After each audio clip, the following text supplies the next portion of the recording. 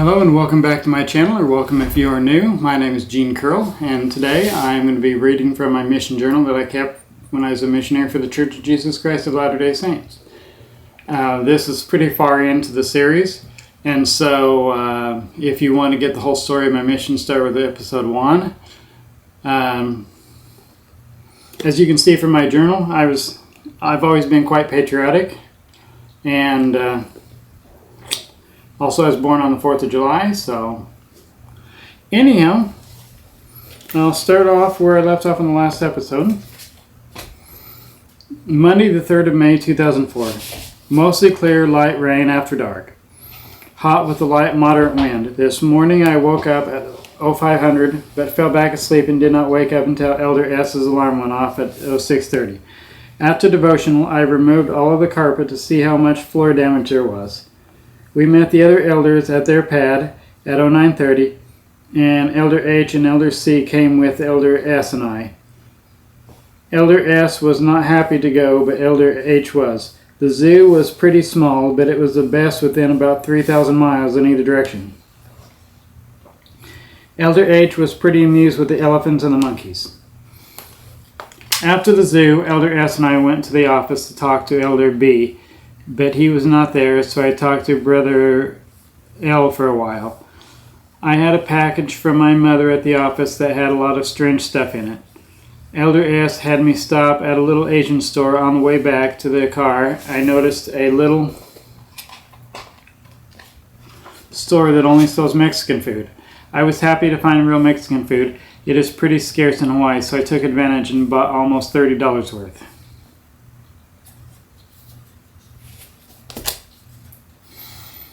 I wrote a letter to Mom and a letter to Joan, which I sent with Mom's, and a letter to Heidi. I talked with Brother L and our landlord and gave him an assumed or guessed price and a list to fix the pad. He wants us to go with him to Home Depot to pick up the supplies, so I called President and he said to go ahead and go.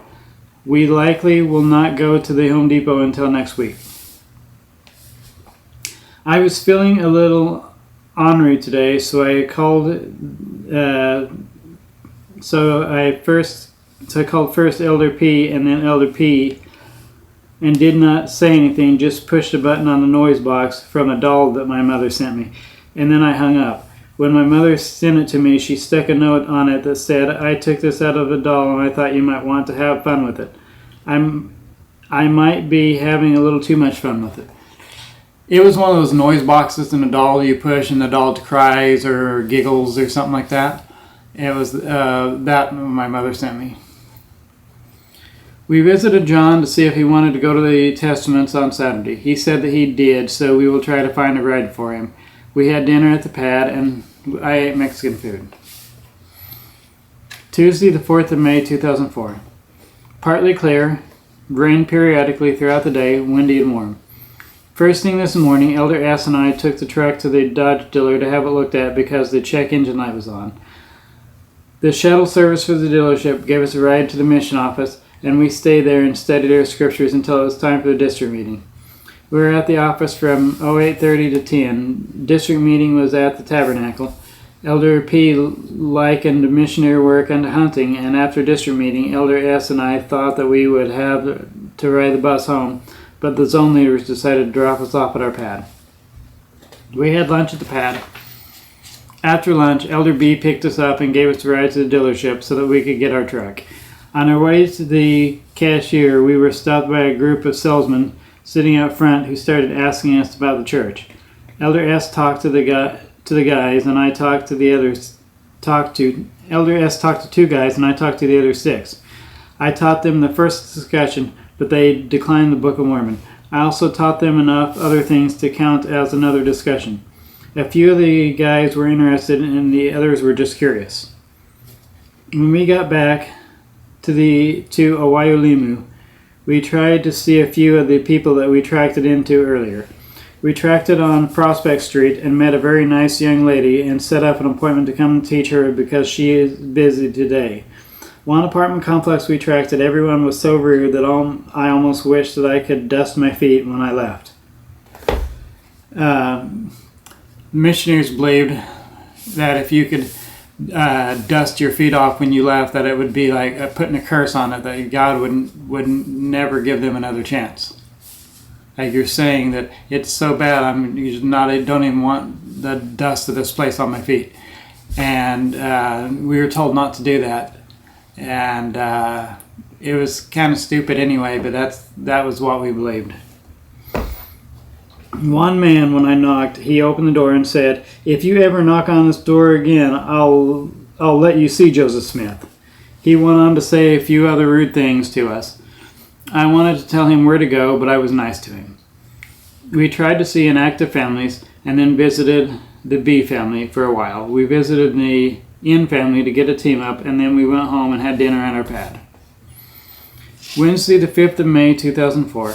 Mostly clear with a little light rain, hot and windy. We had a week planned this morning. I found some really old records and called to follow up on them. I did not have much success, but at least I tried. We had lunch at the pad. After lunch, we tried to see old investigators and got hold of a few. We met Brother Ian, and he went with us to teach John the third discussion. It went well, but Elder S. made John feel like if he came to church, he would have to get baptized, so I quickly corrected it without offending Elder S. I don't know for sure that Elder S. picked up on it. John wants to go to the Testaments on Saturday morning, so we will try to find a ride. We visited some inactive members and then had night planned before going over to the K family. They had invited us over for dinner earlier today, so I shared the dinner message out of the Old Testament. We got home at 21:42, just a few minutes under the time limit. 3 more minutes and I would have had to call President. The food was good and we had Mexican. We got to their house around 20:30 and we were there about an hour. Thursday, the 6th of May, 2004. Mostly clear, hot, and light wind. We picked up money for dinner from the Tongan family this morning. I would much rather eat with the families than them give us money for dinner. We tried to see Charlie, but we were told that he moved out and they don't know where he lives. The rest of the morning we spent trying to find a team up for tomorrow and a ride to the Testaments on Saturday. We asked Abraham for a team up, and while we were there, Elder S. started playing with his airsoft pistol and kept pointing it at us. I told him that even if it is unloaded and it's not a firearm, it's not too good to point it at people. Gun safety should be the top concern, not fun. Most people that die from accidental shootings die from an unloaded gun. We visited Tolly and got him to agree to take us to the Testaments on Saturday. We had lunch at the pad. At lunch, I called President to ask permission to go to the Testaments, and Sister Willis told me that she would call if it is not. After lunch, we tried to see some old investigators. We visited Travis for a little while and then went tracting. We tracked it into an inactive family who asked us to stay for dinner, so we did. In the middle of dinner, I realized that we had skipped our appointment with Tiffany. I called and left a message. I really feel bad because we missed her and I counted it to be my fault. We talked to the family for a while, and then I shared a message with him on our way out to the truck. We were stopped by a lady who owns a salon, and she told us to stop by for a free haircut. She is an inactive member who had served a mission but since made some wrong choices and is looking for direction in her life. Sister Libby C. called and said that she had purchased calling cards for us to call home and wanted us to come pick them up. We picked them up and thanked her for them.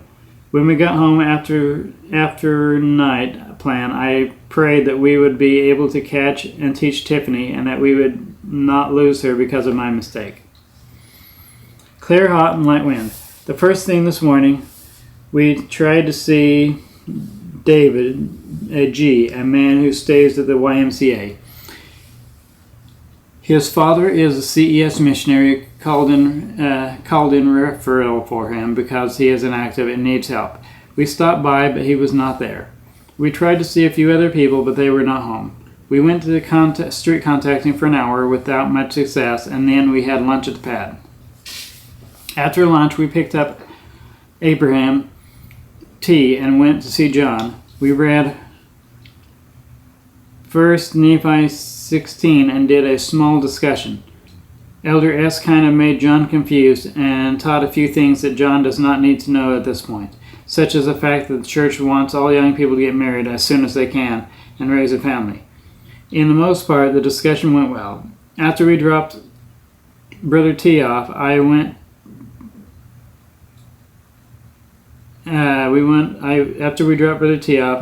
to mention something to Elder S, but I decided it was better to let it go. We visited some old investigators. At one house, the man we were looking for had moved out, but the lady that now lives in the house let us teach her, and we set up an appointment to teach her the second or read. We tracked it, but did not have any success. We then went to see inactive families. When we knocked on one door of the K family, they told us that they were not interested, so I asked them if the K family lived there, and they said I was talking to them. They were really rude and told us not to come back and to tell all of our buddies not to come back. They had been inactive and going to some apostate, abominable church that teaches against the truth. When we left their house, I was really ticked off and wanted to write something nasty about them on the word list, but instead I wrote that they asked in an impolite manner to not come back. Yeah, they were going to a different church, and they did not believe the LDS church was true any longer. I wanted to only take 30 minutes for dinner, but Elder S would not have it. He thought that I was mean for even suggesting it. I can understand, I think, not everyone is crazy as I am. It does not bother me much to get very little sleep or very little food. I used to work for 10 or to 20 hours a day and only eat once per day. And most of my life I ate very little and slept less than 8 hours. When I tried to call the S family for dinner tomorrow, the number was wrong and the lady who answered hung up on me. I dialed the number again and asked the number to verify it, but the woman wanted to be rude and hung up on me again, so I got ticked off and threw the phone. I think that sometimes I let things bother me too much. Saturday, the 8th of May, 2004. Clear, hot, light wind. We met Tolly at 8:45, and by 9 we picked up John and were on our way to the North Shore. The ride was a little cramped because the car was small, but we made it okay. We watched Testaments and met a lot of missionaries that we knew. John almost cried during the film. After the Testaments, we had lunch at McDonald's and went to the visitor center at the temple. At the visitor center, we watched the new First Vision film, and it was put together very well. In my opinion, it is one of the best ones that the church has made. I thoroughly enjoyed it. When we were leaving the temple grounds, Tolly looked at me and said, "This is really a social event for you guys, huh?" I assured him that it was not the reason that we came to this side. When we got back to Waialemu, Elder S and I, went to see a man named Anthony who lives in the F's area. He is an inactive member of the church. Elder F said that he does not like him in his area, so Elder P called me. Elder F was just passing the buck because he did not want to deal with it. If it had been a referral, F would have been all over it, like a fly on stink. I called the man this morning, and he told me that if no one came to see him, he would feel like no one cares about the lost sheep. I told him that I did care and promised him that I would be there. He mistakenly thought that he had to be active to get the priesthood blessing, so I told him that nothing could be farther from the truth. When we went to see him, he told us that his wife is a Jehovah's Witness, and they had a disagreement for a while, and he was living under a bridge until a stake president took him here and paid half the rent. He owns a 7-acre ranch on the Waianae side, but can't go back until he gets things settled with his wife. After talking with him for a while, I blessed his home. Then Elder S anointed him, and I sealed the anointing and blessed him. He is sick. I really feel sorry for the old man and wish that I could do more for him. I told him that if he ever needs anything to call me Before we left, I shared a little discussion with him and told him how much the Lord loves him and wants his return and invited him to church. We visited a few other people and then went to dinner with the S family. Brother S talked to me about fishing for a little while, and he could not understand why we, white people, release our fish when we catch them. We went home about 30 minutes early because my stomach felt like it would explode, and I spent about 30 minutes on the toilet. Not fun. I received a letter from my mom today, my only letter this week, and inside she put a story about fishing from the local newspaper. I really enjoyed it, but it kind of made me trunky for fishing because it was about fly fishing, which is my favorite thing to do. I am kind of excited for my phone call tomorrow, even though it will be the last time I get a call home during my mission. On my mission, the church has changed it, but when I was on my mission, you could call home for Christmas and for Mother's Day. And those are the only 2 times you were able to call home. And so this was well into my mission. This is the last time that I'd be able to call home. Also, when I was on my mission, you had to just write letters. You couldn't do email. They started doing email. About halfway through my mission, and some of my mission companions would email their families. But at first, it was just written letters only, and so they've changed that too. But now you can call your family a whole lot more than what you could when I was on my mission. Sunday, the 9th of May, 2004. Clear, hot, and light wind. It was so junk. The only person we had at church today was Julie. Sacrament meeting today was mostly dedicated to mothers. When we got home after church, I ate lunch and then called home. I talked for about 2 hours. The people that were there were Mom, Tom, and Joan. I talked to Joan for a little while and then told her that if she is not in college by the time that I get home, that I would kick her. Mom told me that Joan had a boyfriend who is not a member of the church. He also is on parole. Worse, though, is that Joan lets him touch her. I wanted to yell at Joan, but instead did not. Let her know that Mom told me and suggested that she read the Celestial Dating Rules by President and Sister Satterfield. Tom told me about his new firearm and told me how the fishing is going around the area, even though he does not fish, and gave me an update on the water situation. I made sure that Mom knows that I love her and appreciate her. I talked about a lot of things with the family and then told them how things are going in my neck of the woods. Elder S and I visited a few families and then went to see the bishop so that Elder S could use the computer to type his testimony for President Willis. Elder S took over an hour and a half, and while he typed, I tried to talk the bishop's ear off. When we came home, Brother S bought us dinner. Earlier today, while talking to my mom on the phone, I got a little trunky because I was reminded how long I have left, or rather how little time I have left. I especially got trunky when Mom was talking about some fly fishing stories she read in a new magazine that talks about fishing in southeast Idaho. She wanted to send the magazine to me, but I told her that it would make me trunky. Besides, I don't think that I would be allowed to read it. You're only really supposed to read anything approved by the mission, so things your family sent you like that you couldn't read. Monday, the 10th of May, 2004. Mostly clear, light wind, hot. At district meeting this morning, the most of it was games to have fun, the last district meeting of the transfer. After district meeting, we all took pictures. Elder S and I had lunch at the pad. After lunch, we visited some old investigators. The check engine light came on today, so I called Elder B, and he told me to take the truck in again. We dropped the truck off at the dealership just before 1600, and they gave us a ride to where we needed to go.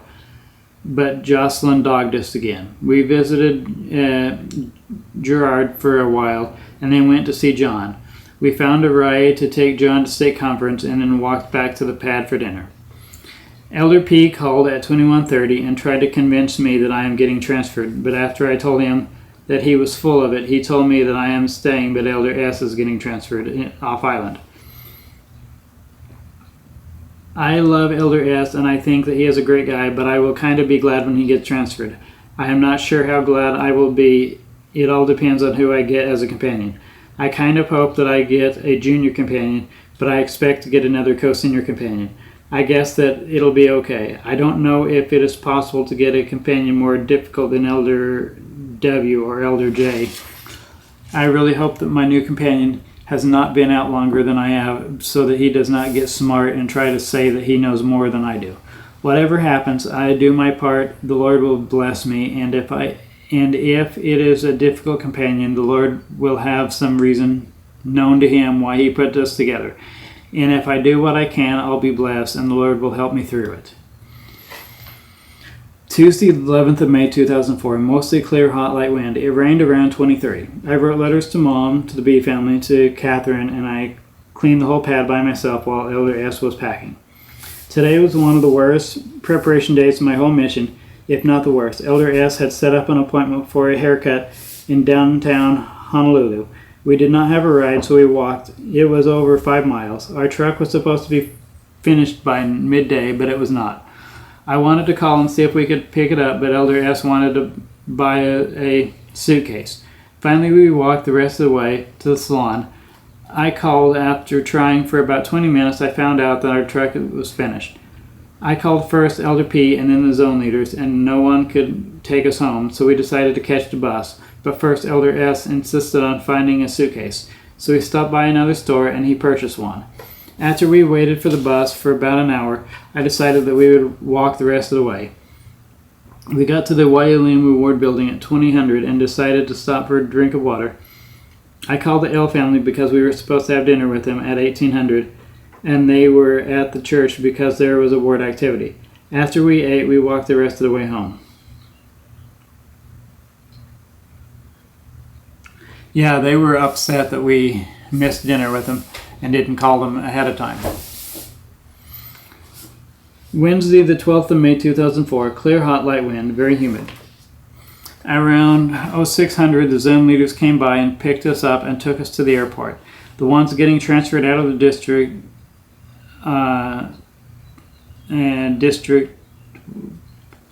zone are Elder S, Elder P, Elder F, Elder B.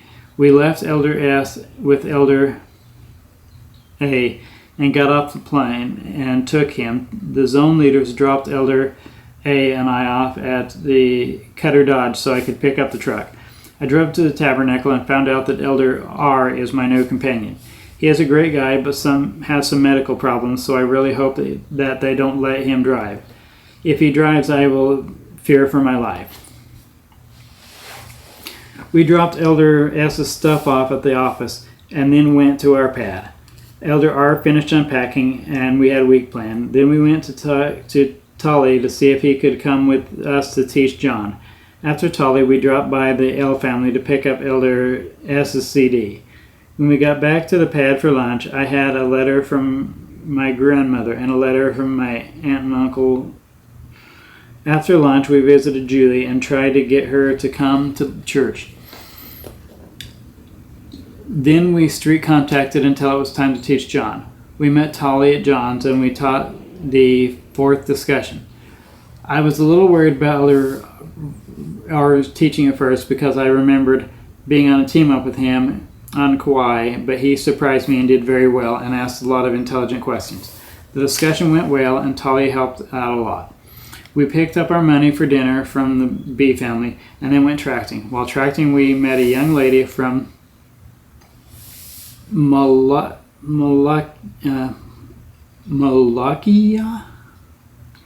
and taught her the first and got all information sent to the office. She asked a lot about prayer and how we can know if God answers and what the answer is. I think that we got most of her questions answered to her satisfaction. Her name is Kapua, and she is not married and has a 2-year-old daughter, and she can't be older than 17 or 18. We tried to see all of our investigators and some ward leaders, but they were not there.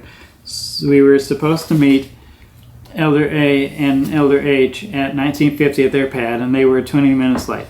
I wanted to go to a restaurant that Brother C told us, but took us to, but we did not have enough time, so we settled for Jack in the Box drive-thru. And then Elder R and I had to scarf our food down to make it to our pad on time. Day one with Elder R was pretty good, but I did not sleep well because he had a sawmill going all night. He snores so loud. Thursday, the 13th of May, 2004. Mostly clear and hot and light wind, humid. It rained after 21:30. First thing this morning, we got gas and wanted to have a safety inspection done. I did not think that it would pass the safety because the tires are bald. I had called Elder B and he told me that he would only replace the tires if they did not pass. They would not even do the safety inspection because of the tires, so I called Elder B and he told me to go to Kapolei to have them changed. We tracked it until lunchtime. We were not able to teach anyone, but we did talk to a pretty cool guy, and he showed us his motorbikes. We had lunch at the pad, and Sister L's mother made us sandwiches.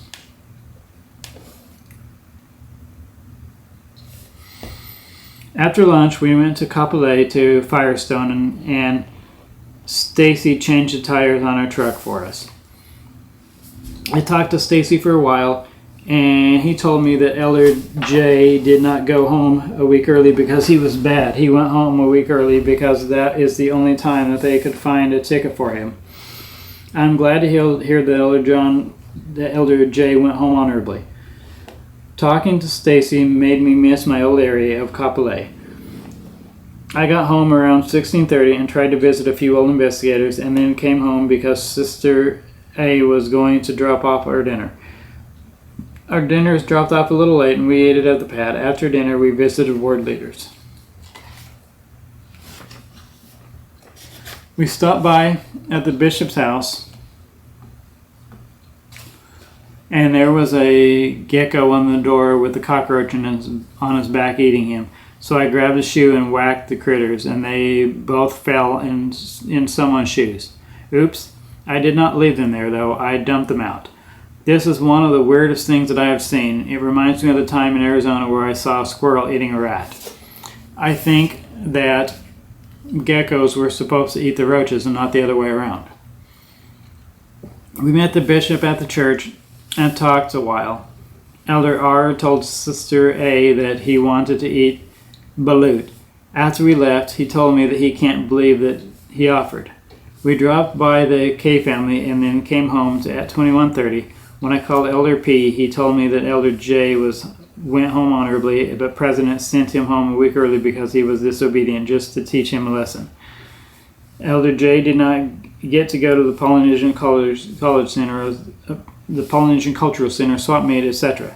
I guess that it really should not matter to me why he went home early, or even if he went home early or not. Also, balut, that is a fertile chicken egg that just before it develops the beak and the feet, or it's a fertile chicken egg basically you eat it like you do a hard-boiled egg, but you spit out the beak and the feet. It's still kind of soft. It's not a full chicken yet. Anyhow, that's going to be it for this episode. If you have any questions or concerns or comments, feel free to comment down below, and I'll do my best to get to your questions or comments. With that said, thanks for watching, and I will catch you in the next video.